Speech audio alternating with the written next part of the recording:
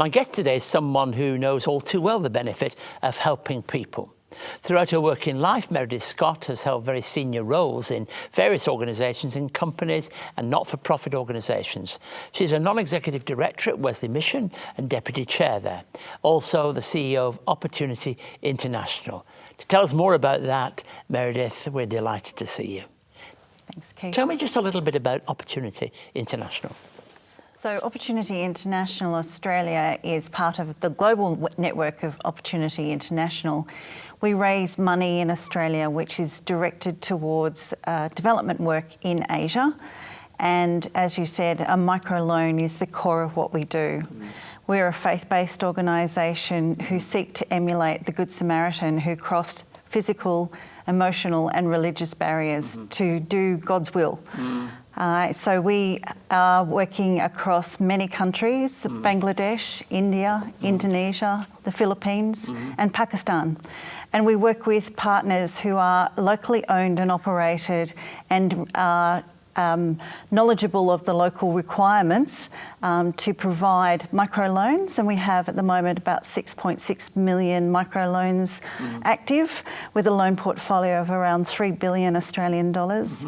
But we then realise that poverty is quite complex, and so we support the microloan and financial inclusion piece with a health, sanitation and nutrition education program, a domestic violence mitigation program, a child sex trafficking prevention program and an education quality, because when you sit with the majority of the loan recipients being women and ask them what they want for the future, it's about their children's journey out of poverty. Many years ago I interviewed David Basso, and those early days have changed so much now, haven't they? Because it's become much broader, not just the microloan, but so many other things. And I like the fact you talked about women, because women, I remember David saying to me, I don't think this has changed, that women are trustworthy with loans and can often get it there and through the gate, can't they? Absolutely. So, as I said, 95% of our loans are to women.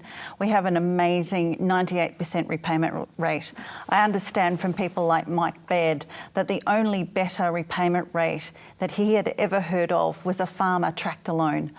So we have a great model in that we use traditionally a group guarantee. So 10 women or so get together and each of them guarantee each other's loan repayments. But that means that they have a vested interest in their business being successful, but also have a vested interest in the other 9 businesses. Looking after each other in that process there. How do you identify the people who might receive some microfinance? So as I said, we work through locally owned and controlled microfinance organisations who are purpose-driven for their own area, and so they know who are the areas of people who would not be getting access to financial services. So a lot of where we work and encourage our partners to work are amongst those people that live in rural and remote areas, or those people of low caste, or the invincibles, as they would be called in India, who really can't even engage properly in any market situation. So they're the people who really do need the hand up and the ability to break into doing something that Are there any strings attached to these loans? So the loans are non-secured. They do bear an interest rate. They bear an interest rate that starts at around 17%. So no more than what you would pay in Australia for your credit card for a non-secured small loan.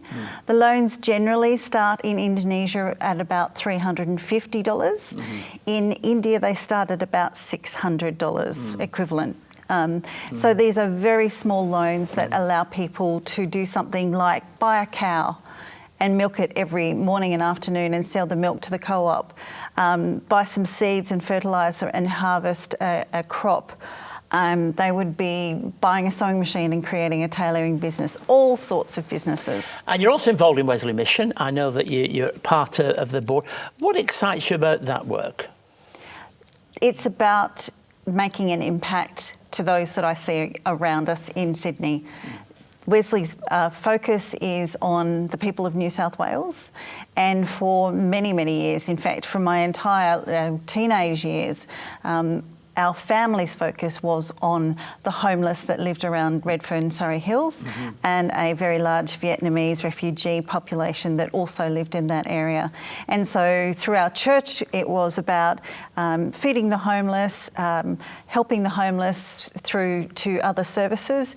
And so the model of Wesley is very much like that, but on a huge scale. So, and of course, at the moment, we're doing a very special project I keep talking about here on the programme at our Wesley Edward Eager Centre. If you haven't heard about that already, sharing that with people, and it's important. And do you enjoy the work that you do? I love the work that I do. Yeah. I love the work at Opportunity. I love the other roles that I have at Wesley. I'm also Deputy Chairman at Pymble Ladies College and on the lay leadership team at my local Baptist church.